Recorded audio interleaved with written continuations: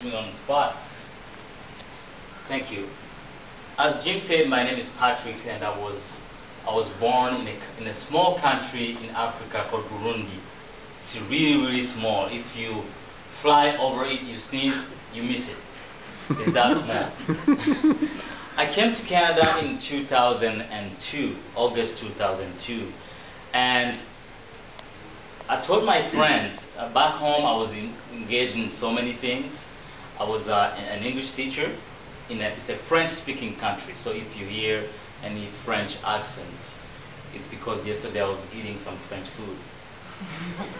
So I was an English teacher, I was a basketball coach, and I was working in radio.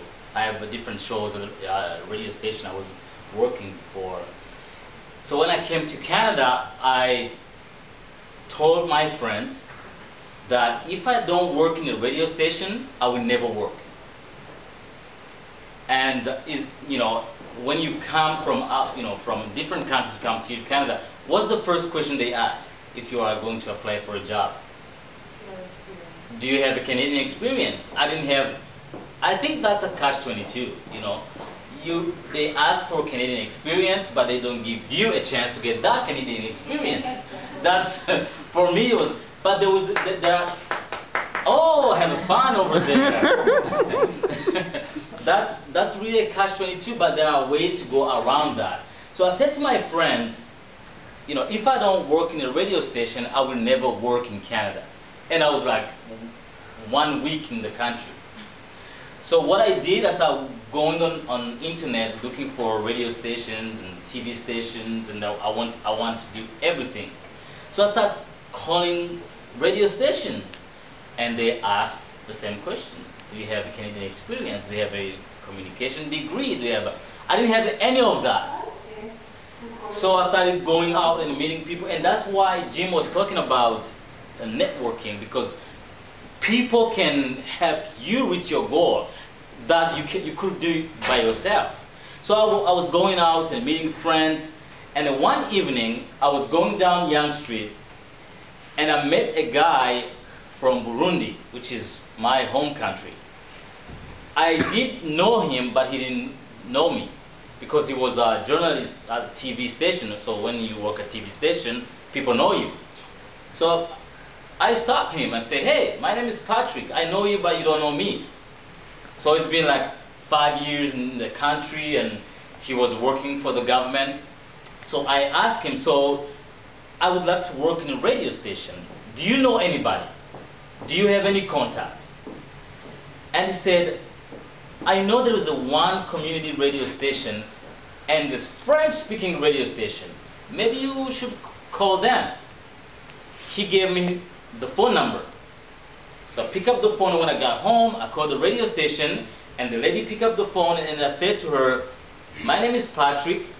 I'm from Burundi. I'm a journalist. I'd like to come and see what you do." She goes, "Oh, no problem. Come on Tuesday." The radio station was at Yonge and Carlton. So on Tuesday, I went there.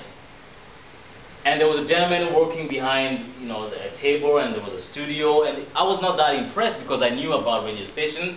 It was like what we had back home. And we had a conversation, and they asked him, "So what kind of shows do you have? What kind of programs do you have?" He gave me a piece of paper. I showed different shows they had. And I saw they had sport news. And back home, I was doing sport news. So I asked the gentleman, "So can I come and help on Saturday?" Because that's where they do the sport news. He said, "Yeah, no problem. This is the name of the journalist. Call him. Maybe he can help you, and you can do the show together." I went home, and I picked up the phone, and I called the gentleman again. "My name is Patrick. I'm a journalist. I'm from Burundi. I would like to come and do the show with you. Sport news." And the guy on the phone just said, "Oh my God, thank you. I am from Burundi too.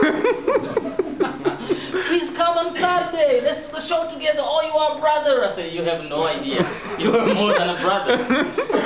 So here I am on Saturday. The show was at 11 o'clock.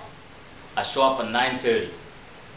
I went on the computer, looked at some stuff on the internet, and the guy I met on Tuesday said, "You have no chance. The journalist is not coming. Family emergency. So do you think you can do the show by yourself? I said, sure, no problem. He gave me 10 minutes. I went on the computer, print some stuff, and he gave me the microphone. Boom! I did a whole hour. And I even talked about hockey. I knew nothing about hockey, but I was excited about talking about hockey. I'm Canadian, yeah. And the guy, after the show, he was like, oh, have you done radio before? I said, yeah, that's my dream. I've been working in radio for years. Then I asked him a question. Do you remember what Jim said? Follow up? Right away. I asked him a question, can I come back? He said, no problem, come back on Tuesday. I came back on Tuesday, Wednesday, Thursday, the whole week. And people were coming at the radio station. They saw what I was doing. They were impressed. I learned some stuff. Guess what? 6 months later, they offered me a contract.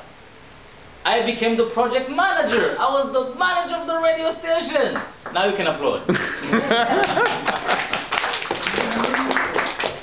I was the manager for the radio station in the next year and a half. And I went back to my friends. I told them, I work at the radio station.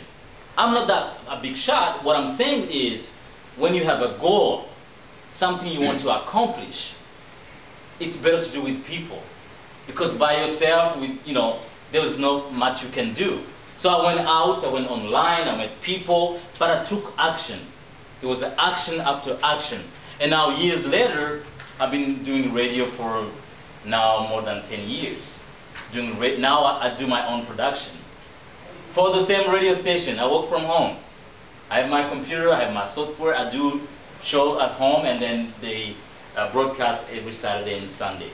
So it's a dream of mine to work in a radio station, but now I've started my own business. I have a company called Goal Achievers Canada, and Jim is one of the partners. We help people achieve their goals. And one of the things we teach people is networking. Get out and meet people and share with what you know, learn from what they know, and you can achieve more.